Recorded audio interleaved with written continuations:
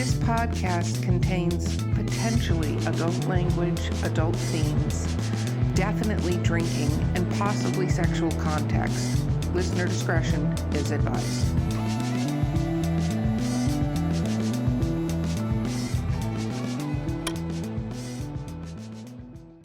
Welcome to Drinking with Authors, the podcast. I'm your host, Erica Lance. Today with me as my co-host is the amazing C.R. Rice, who's putting away Christmas trees behind her. It's great. Yeah.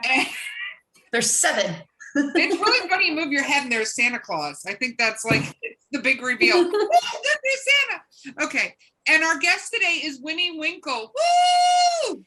So let's talk about what we're drinking.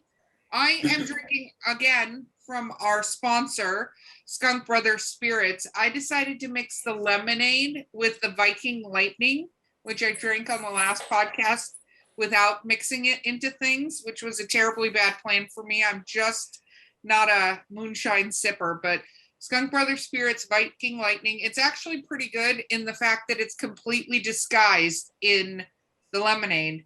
So I feel a disaster coming on with this. But don't forget, you go to Skunk Brothers Spirits, you get 10% off with coupon code DWA10.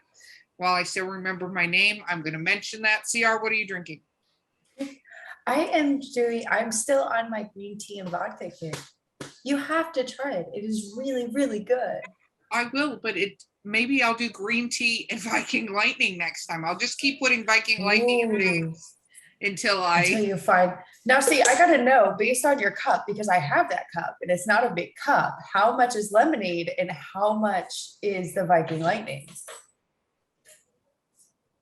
That's how much lemonade, or is that how much Viking Lightning? I'm not even sure anymore. It's pretty much fire. Like, you know that Tang lemonade has like that kind of sharpness? Mm-hmm. Magnify that, and that's what's happening right here. Like every sip I take is warming my entire body.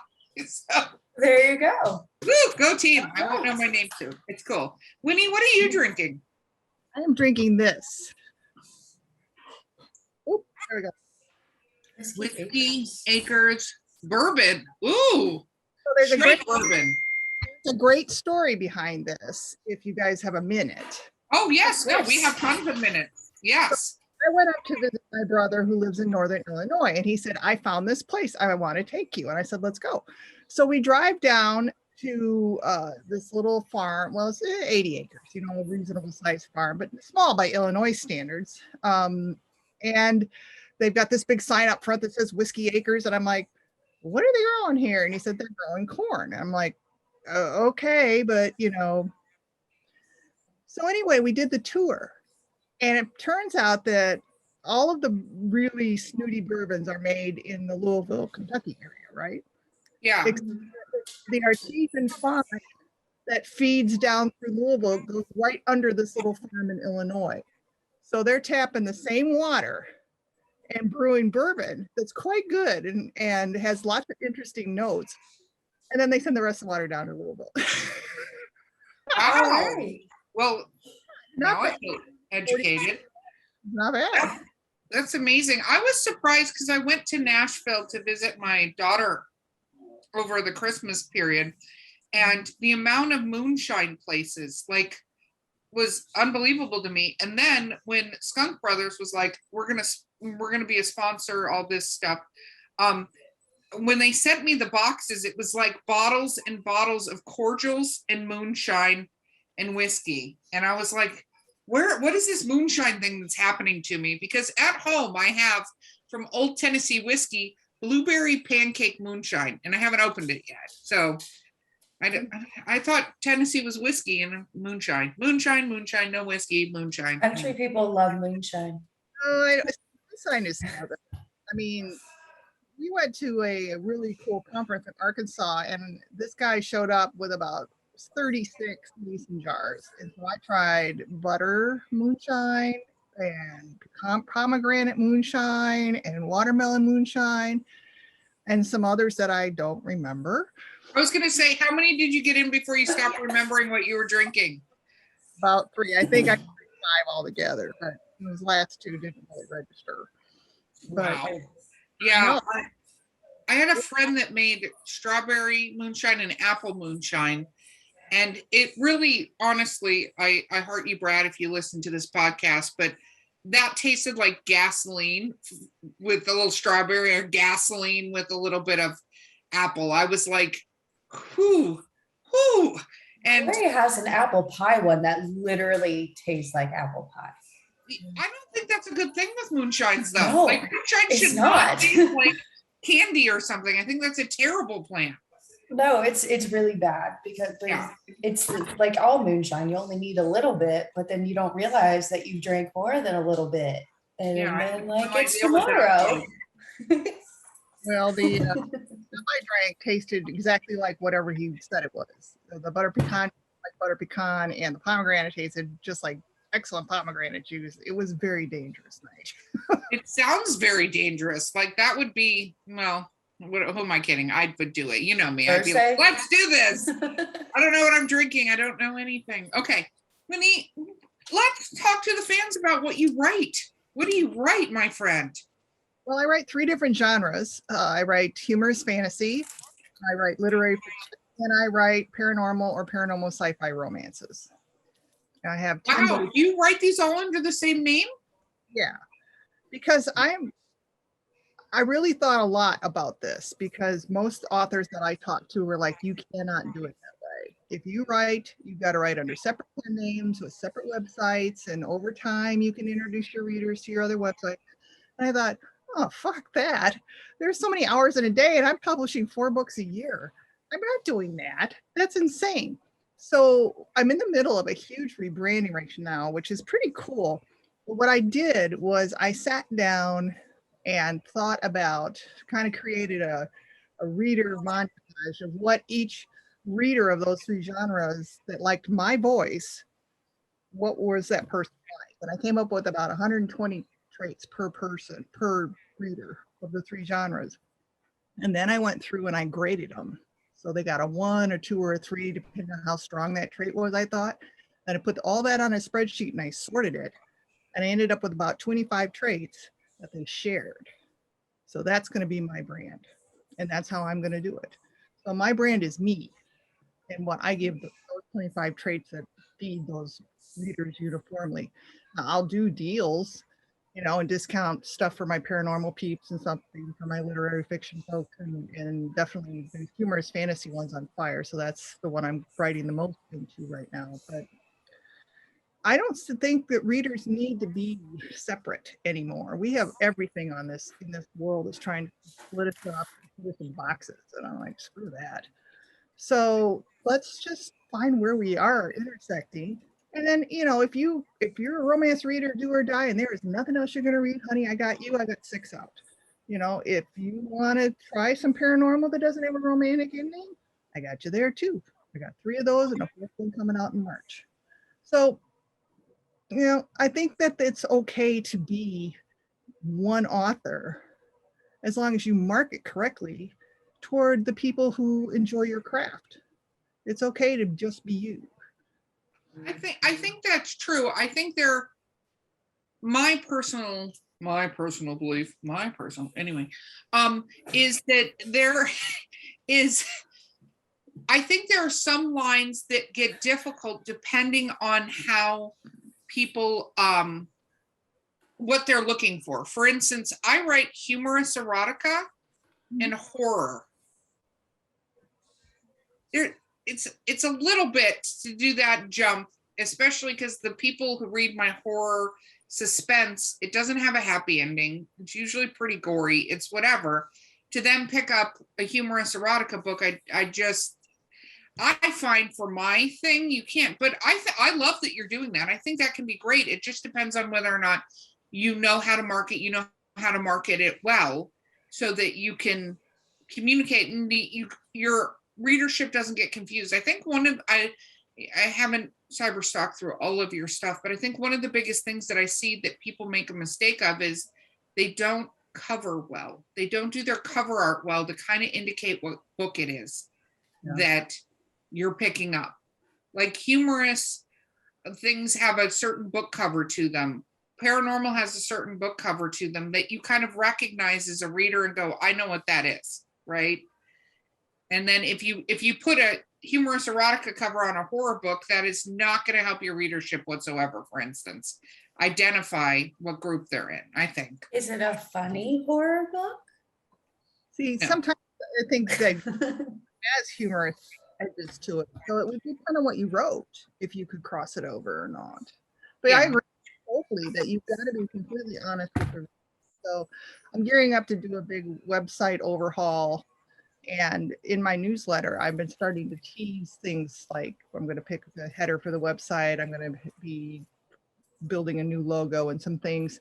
And I'm really bringing my website people along with me, giving them contests to give me feedback on what they want or what resonates with them, not so much what they want, because ultimately it's my brand and I have to figure out what's going to work.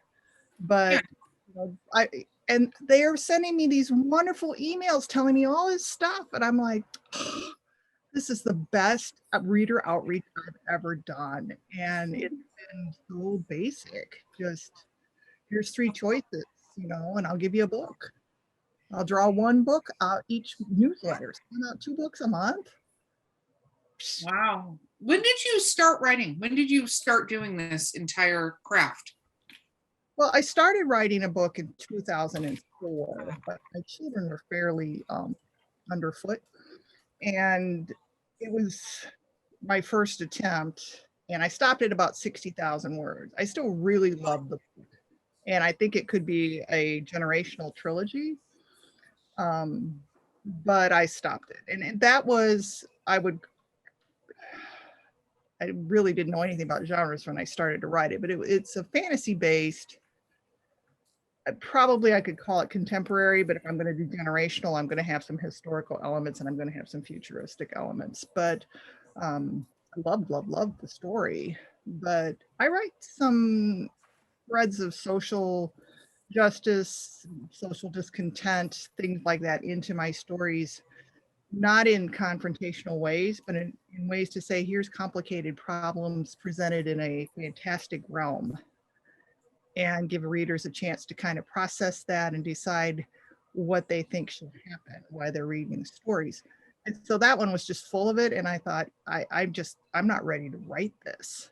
You know, I have this idea in my head, but this is complicated stuff and I don't want to get it wrong. I want to get it right. Now I think I could go back and finish those books because I've done this kind of threads through 10 other books. But I actually published my first book in 2018. In 2018? So you started in 2004 and then 14 years later, you got the first one out. 2006, but yeah. Okay. And was that the book you started writing initially? Because I know you said that you had started a couple. So when did you start the one that you released? In 2018. That's quite a wild story too. I hope I'm not like hijacking this off your questions, but if you've listened to this podcast, there's no script. There's a very good chance we're going to be talking about hippos at some point, like for no reason. So go for it. Oh, grab your drinks. I'll be yapping for a minute. I went to the Orlando Read Books conference in Orlando, Florida in 2018 as a VIP reader. I just wanted to go and get good books and yap with authors and listen to some panels and, you know, just basically have a girls' weekend. I was a really good friend of mine. And I ran into Essie Smith. Do you know who she is? Yes. Okay. So anyway, Susan and I completely hit it off. So it was just yap for the whole weekend. And she said, well, if you really like to write, why don't you look at my stuff on Magic New Mexico and see if you think you can write into my world. And if you can, write a few chapters and send me a contract and I'll read what you've written and I'll decide if you are ready yet. So this is her published date is October 16th. So I went home. I decided, well, before I even write anything, let me see if I can write a sex scene. And that went well. So I wrote pretty much half the book and did what I considered to be a good edit, which now I know was probably totally atrocious, but Susan is a very kind woman. And so I did the contract, I sent it off, and she came back and she said, go for it. So I finished the book and got a friend of mine to look at it, who actually could proofread worth a shit. And it still wasn't great, but it was okay enough. And so I got my first book. I have since gone back in and cleaned up some of those things. But that was the beginning. And then I wrote 5 in a row. Susan was releasing into that world. She had 4 release dates a year. And I wrote in October and then turned around and dropped 4 more in 2019. Wow. And yeah, I've got such a squirrel brain. It's like if I'm on it, I'm on it. And if I'm not, I'm like flailing around on the floor, looking at ceiling tiles and doing weird shit. I'm just such a Pisces 70s girl. But anyway, I hate to say that I'm also a Pisces / 70s girl. So cool, similar. But anyway, so then I was just like, wow, I kind of thought I've just done 5 pretty good romance books. They're selling well, and I know a lot of that's with S.E. Smith's support, but I was also getting lots of good feedback, and I thought, I'm going to try to write something else. So I wrote Boogie, and I think looking back, that was where I started to find my voice, because she is snarky, she is a fatalist, she just is like, okay, whatever, this is where I'm, this is the shit that's on my show. And I love her. Cleopatra O'Keeffe is my kind of bitch. I just want to hang out and drink with her. And so and that just really took off. And so then I felt like I was kind of at a crossroads, because I had developed a romance audience. And now I'm writing something that doesn't happily ever after, I had romance in it and some decent sex, but it wasn't. I wanted to explore the idea of having a character I could develop over multiple books, which really is a romance river. It doesn't work. You need them to all come together and happy ever after, or baby on the way, or whatever the story is supposed to be. And then they're done, they're out. And I want to know what's next, not the fighting and the bickering and the 20 extra pounds, but I want to know what's going on in that girl's head. And I like writing strong females. So just having them hook up and have that be it, I needed to write more at that point. And so I shifted gears. And doing that actually fostered some pretty good creativity. I ended up writing a really nice literary fiction centered around losing my own mother. I used that as kind of a wellspring to write that book. And I think it's quite a laudable book. It's really well written. But it also freed me up to write these fantasies. And then I went back and I wrote one more paranormal romance. And I'm writing my 4th into the humorous fantasy series. So I don't think I'm going to stop writing in multiple genres. I like them all. That's fantastic. And I think that what you're doing is great. I think, and that's part of the reason we even have this podcast and talk to authors, is to go, how do you do it? It doesn't have to fit in a mold. I'm a firm believer that it shouldn't fit in a mold. It doesn't have to. It's just what can be successful. And it depends on the effort. Like you just, you talked about putting all these traits together and doing a spreadsheet. And there are some authors that if I said that to them, like, okay, well, if you're going to do this, you got to figure this part out in order to make sure that you're doing your mark. And they'd be like, I'm just going to do another name. Going down that hole. To me, that's insane. It is so much work to genuinely cultivate an audience. I mean, you can just go out there and do book funnel promos and grab some names. But if you really want people to be invested in your ride, you've got to cultivate it. And you do that by being genuine. But if you're genuine and they're not your audience, you still are not going to resonate. You need to cultivate both sides of that equation. You need to be as real with your readers as you're comfortable being. But at the same time, you need to have the marketing correctly and find that group so you've got that receptive audience. It's like buying tickets for a Bobcat Goldthwait show and then going and see Lawrence Welk. I mean, it just doesn't work if you didn't make the two threads meet in the middle. No, that makes sense. I want to have a poll for how many people listening to the show know who either of those two people are that you just listed. I just hate that. I'm going to be 60 on my next birthday, and I'm just cringing all over the place with that crap. As she opens the bottle. Yeah. It felt like good situation. Well, my next question for you is, you really started in earnest in 2018, right? Yes. 2019, 2020 hits. How did this, what is sort of going on in the world, affect you as a writer?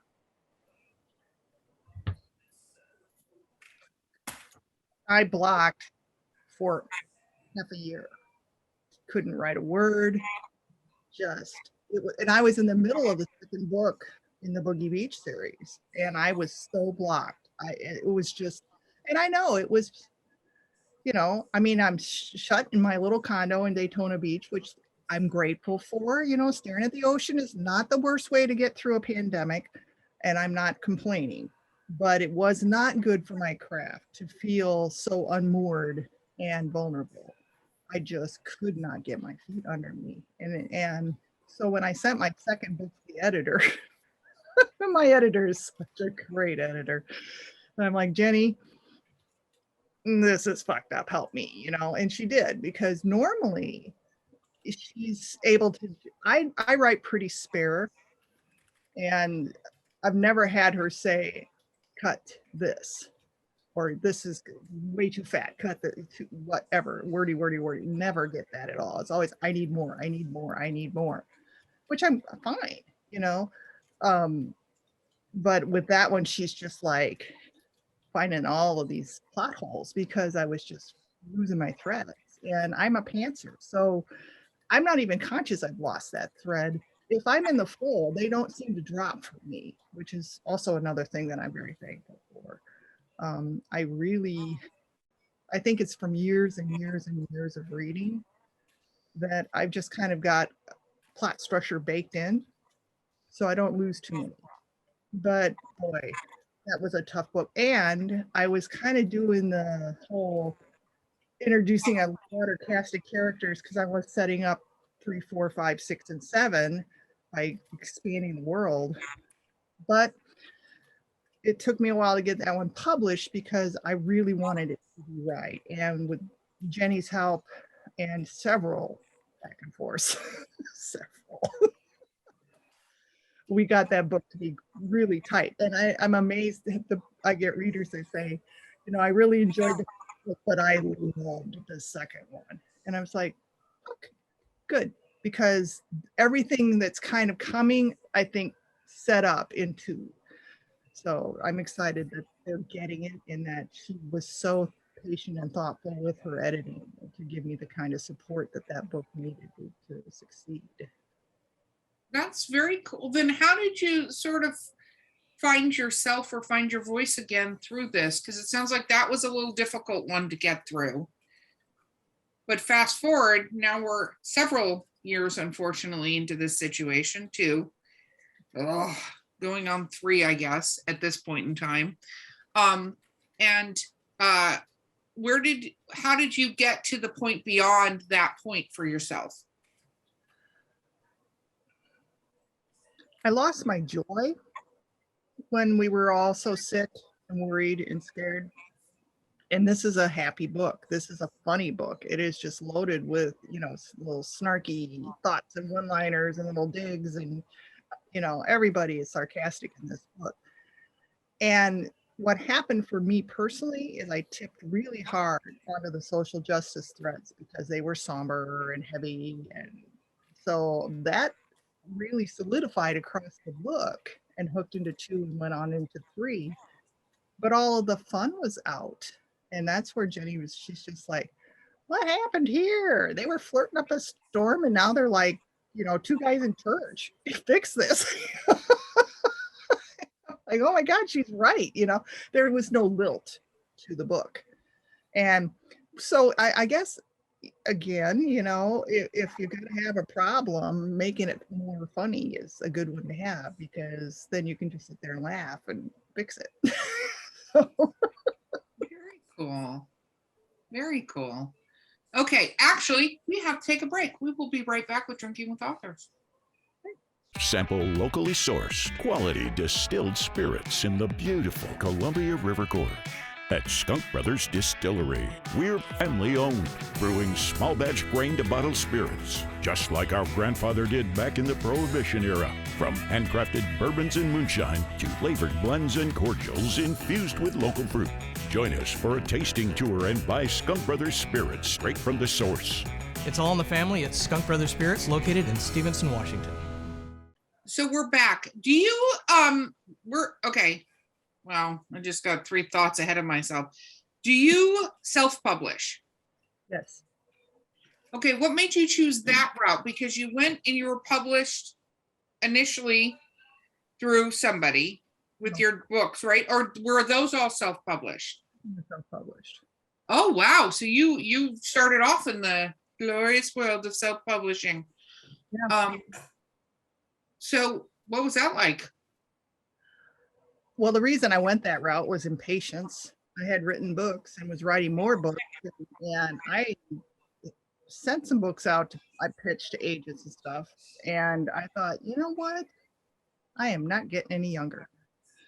So I didn't want to put 3 years into currying somebody's excitement. It's like, if it takes you 3 years to get, I don't think we're going to work out here, Sheila. So the self-publishing thing was as much as I write at a frantic pace, and publishing to keep up with me, because this is, I go into squirrel mode and I want to just know. You should see my Google Jamboard where I plot out my year. I mean, I could just call it squirrel and it would make perfect sense. But that's how I stay organized. I know when every book is supposed to, how many words are going on every book, how many hours I spend every day on marketing, and that keeps me in my lane so that I can write on schedule, release on schedule, actually support that release on schedule, build my newsletter list, do some conferences, take some time out to go hang out with my honey, and just, have a life. I haven't gotten this far after doing the whole frantic mom thing and the whole crazy corporate thing to quit to be a full-time writer, just grab myself by my invisible balls and jump off to do this life. To just wait around for somebody to publish me. No. That's the right way to look at it. I think everybody's path is different, but I think that if you do want to get your work out there, I don't think a lot of people realize how long publishing, or I would say traditional, I'm using quotation marks, publishing can be, especially with an agent, because it's not like you get an agent and your book is sold and then it's published, and you may be working on book 4 or 5 and the publisher has taken on the first one, and then it's this whole thing. So if you're willing to wait, great, but if you don't have patience, I think self-publishing is absolutely the way to go. Did you have a lot of guidance down that path, or did you just headlong right into it? I'm going to do it. Well, I'm a relatively talented researcher, which is part of why I'm a good dancer. Is like I can kind of be in the flow and grab a fact and drop it in and keep rolling. But so with the how to traditionally publish, I did a great deal of reading, and I explored manuscript wish list and read a lot of agent bios and different publishing houses and reviews and comments and boards on different places. And I really did come away with a sense that anything original was super highly valued. They pretty much had an idea of what they were looking for. And if you had happened to thread that lucky needle and had written that book 3 years ago and it was ready to go, you might get a contract. And then what? Get $5,000? Well, in this, Not only that, but like series get dropped all the time. Like if the first book doesn't sell, your series is done, no matter how good of an author you are. Right. If it doesn't sell or it doesn't hit what they think it will, they'll just tell you they're not interested anymore. well, and I think traditional publishing is undergoing a unwilling metamorphosis. Oh, They no. don't want to change, but the world is changing around them. And that whole, and I don't want to see bookstores damaged because of this, because they're a lot of the reason the public is as it is because they're trying to market into bookstores.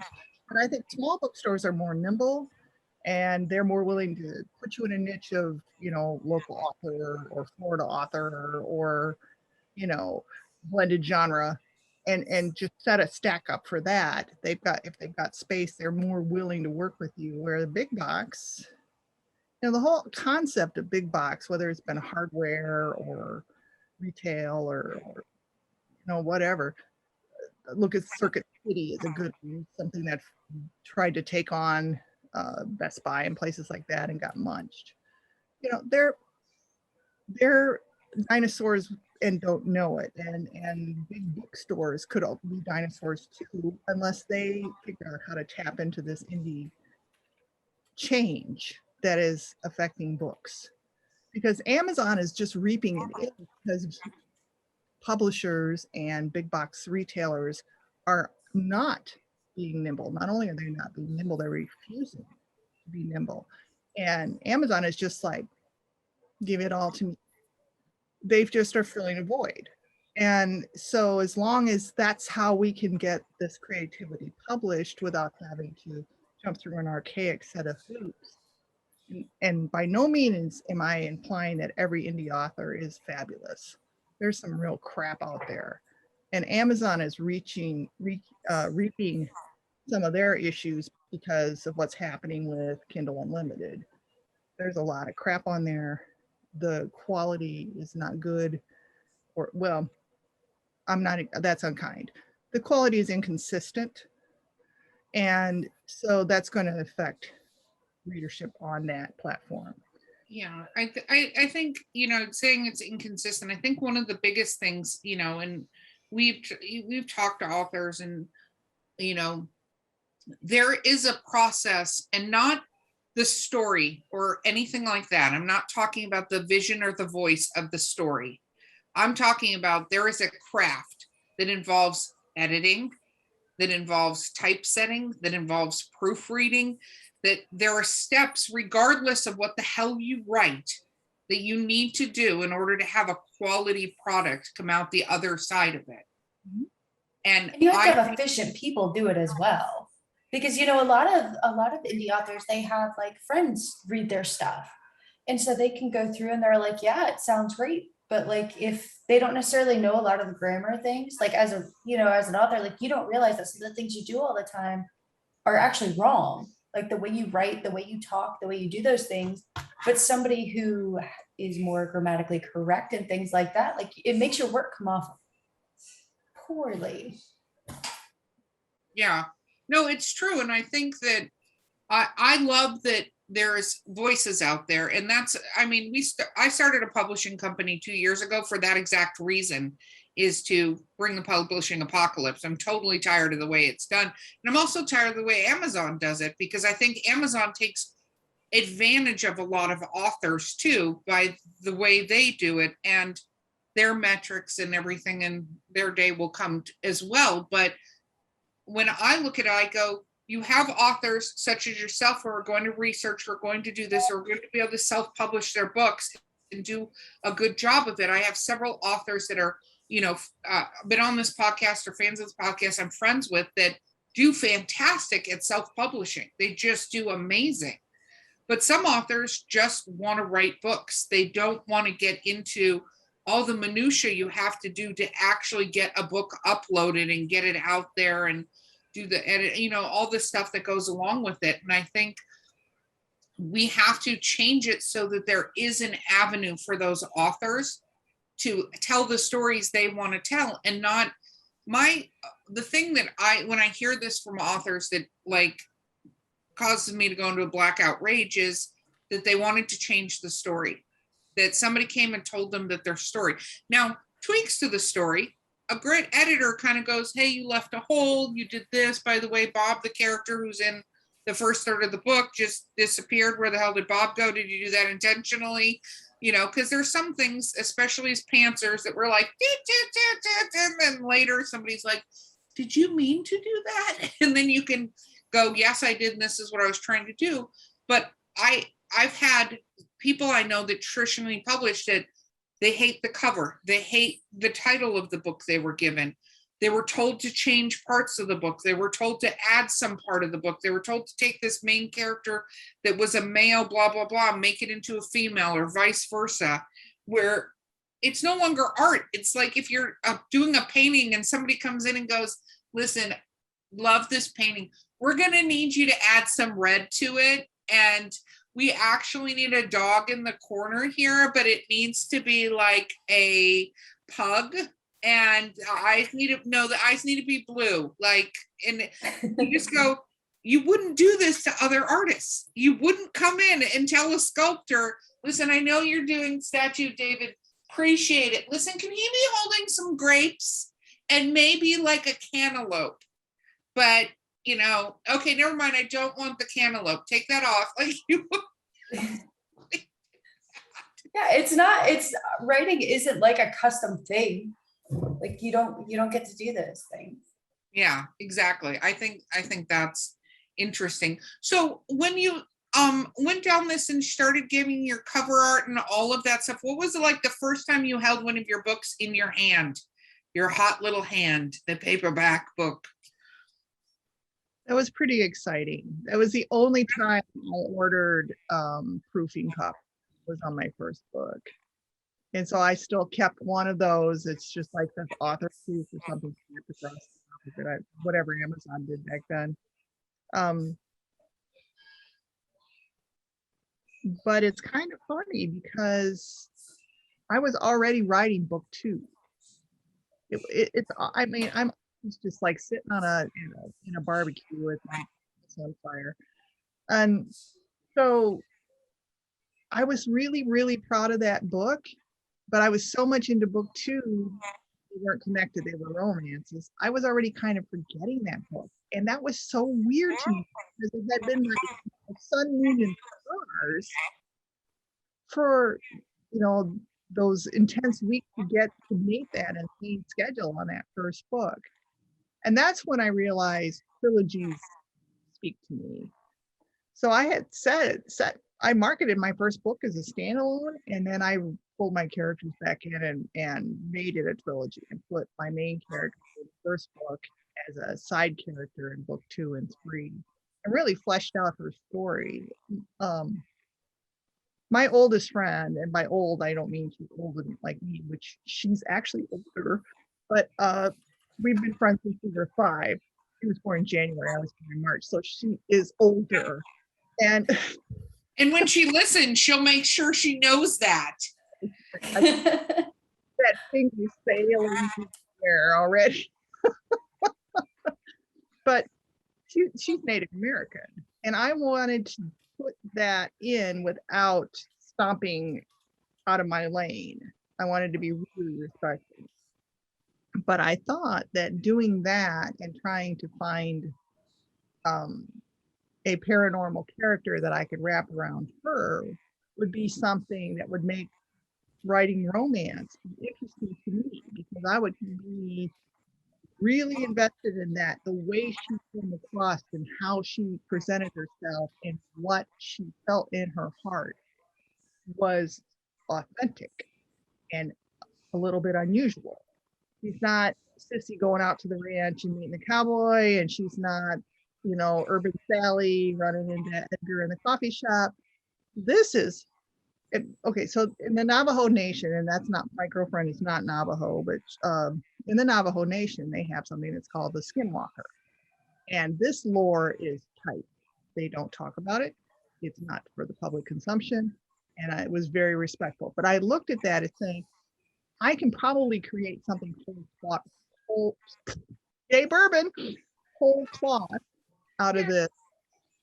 that cheers. So much better. I can probably create a whole cloth out of this that is going to be my creation, not disrespectful, but I can give her qualities and abilities that'll make my story work. And so I wanted it to be, this is supposed to be a fierce entity in their culture. So I made her really a badass, but at the same time, this is a complex individual, deeply steeped in her culture, respecting her vows within that culture, and having to navigate a relationship that she sworn celibacy. She wasn't going to ever be able to do anything with this, and yet she meets somebody, and this, it doesn't so much make her question everything, but it makes her decide to seek permission to grow. And so she has to end up in that book, this tiny book, The Magic New Mexico in Susan's World. This woman circles back around and goes back into a fire with a old the tribe and asks permission to leave her vow of celibacy. And for me, getting to that point in the book, that was powerful because, yeah, it was a perfect Magic New Mexico. Lighthearted, had all this stuff. At the same time, it's just a thread of I cannot be dishonest. I can't make a promise and forsake it. And it's not even that anybody's watching over my shoulder or anybody even remembers me. I'm so old. I've lived hundreds and hundreds of years, and I've done good things and bad things. But I'm seeking my freedom. This is maybe a title I put on myself, but it's through honor. And I just loved her. And I thought, I can't let her go. So I put her back in book 2 and book 3, and off we went to the races, you know? I think that's fantastic. So I'm sorry. Well, let's talk about your writing process. Do you like to what is your ideal perfect writing setup? Like that you're like, I am in my zone. Well, I live on a boat. And okay. So my perfect writing setup is water. I'm a happy little Pisces sitting in a boat, or I'm a happy little Pisces sitting by the beach. I write really well in aquatic environments. So right now I live, our boat's in a harbor about 7 miles up from the Gulf of Mexico on a little river in Florida. And it's great. Birds, in the spring it'll be gators, gronky sex and all this stuff. You know, gators have to be too. And but to me, I think the peace of water just sets my state. And so I really don't I get an inspiration usually like on, okay, this is a good story. I'll tell you this. So I was living in my condo in Daytona Beach, and I wasn't too far from a little pier bar called Krabby Joe's, which is down on the Sunglow Pier. So it's way south of main Daytona. It's not up by all the shit. But I'm sure they're having a great time partying. They're great, but they're loud, and I write, so I like quiet. But anyway, so I walked down to the pier to get dinner because, you know, why not? I was single at the point and I gotta eat food. So I walked down the pier and I'm sitting at the bar and I get a salad with fish on it. And it's like one of those days where the waves are just rocking and rolling, man. So we got big surf coming in, and it's a pier bar. So the timbers, like, they move, right? And they do shit. And the waves don't come in like, waves come in like, whoop, whoop, whoop, whoop, whoop. So the whole thing's kind of doing the groove, you know? And so I'm sitting there at the bar and I'm on bourbon number 2 and my salad hasn't come up yet. So it's going to be a good salad, even if it's not. And there's a row of pegs over my head. And on these pegs are beer pitchers. So the beard's doing all this, what it's doing, and the pictures are like, and I'm like drinking a bourbon, drinking a bourbon, looking at the picture, and on all of a sudden, they started to, like, little groups of them would get in sync, and then more of them got in sync, and all of a sudden the whole freaking world was in sync. And I'm looking up at this, and I'm like,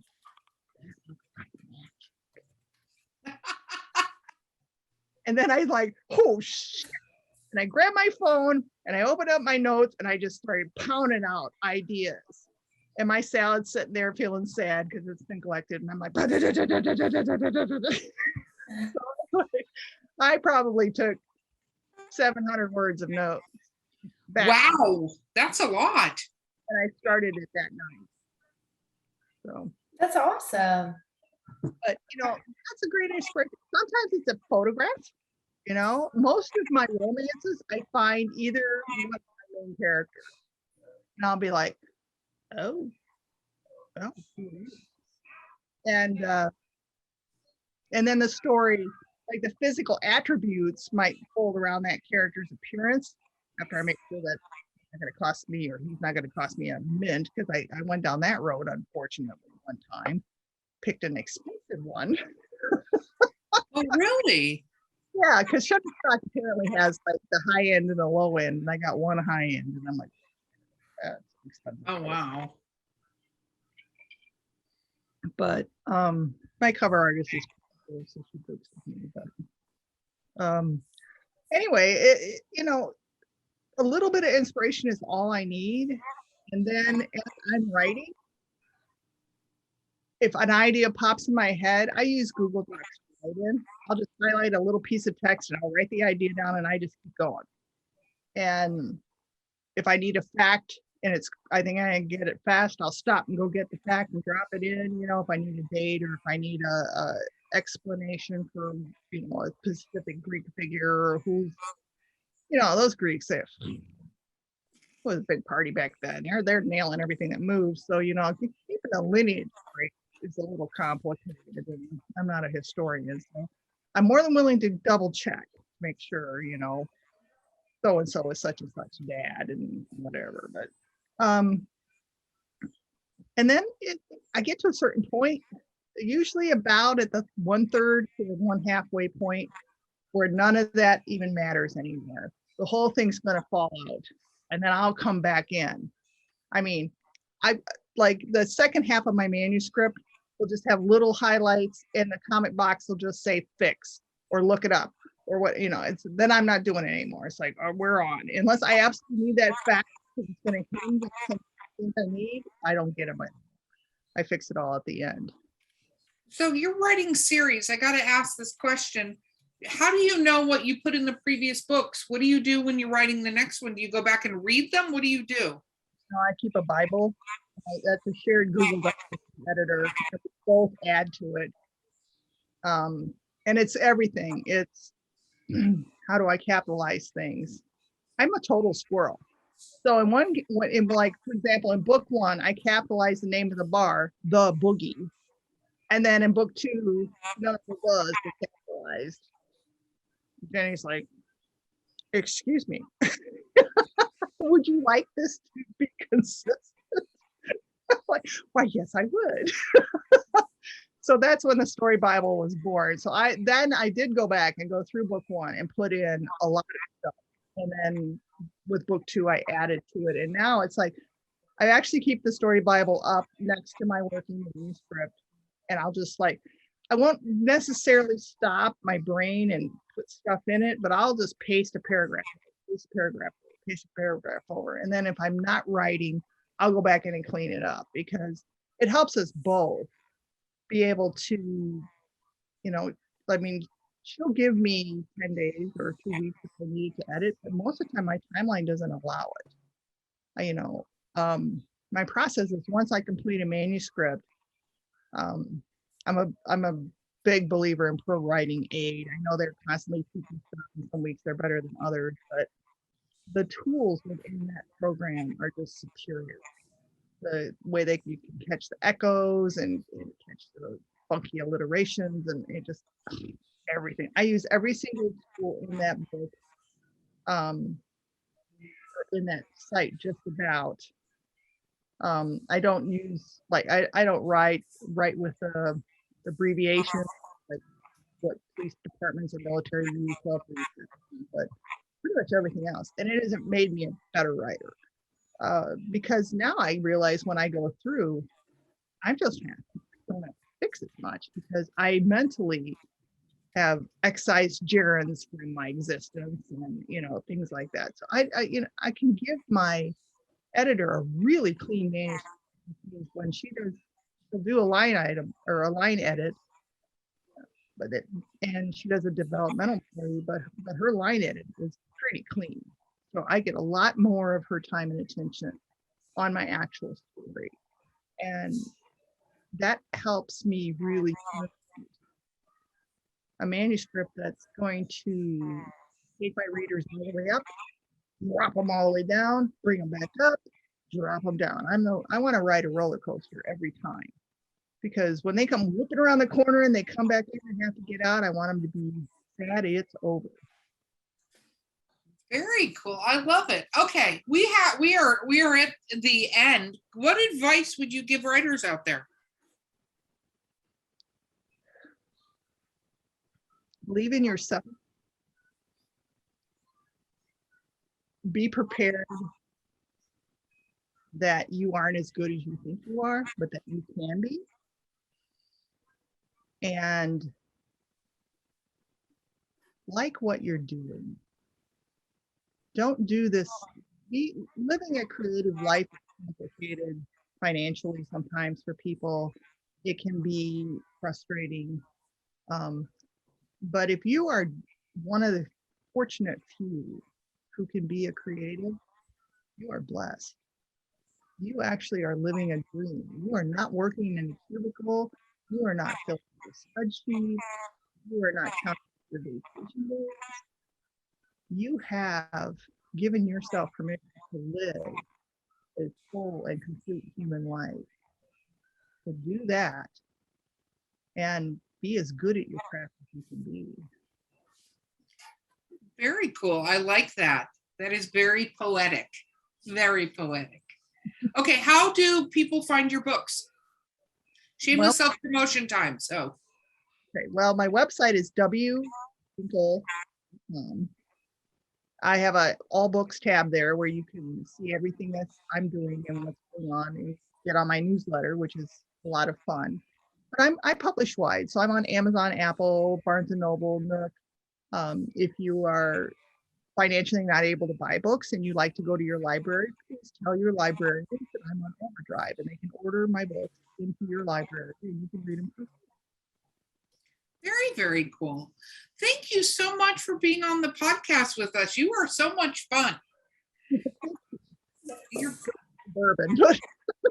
Hey, it doesn't matter. Mine is my lightning. Oh my goodness. Okay, I'm going to remember this at the end here. Okay.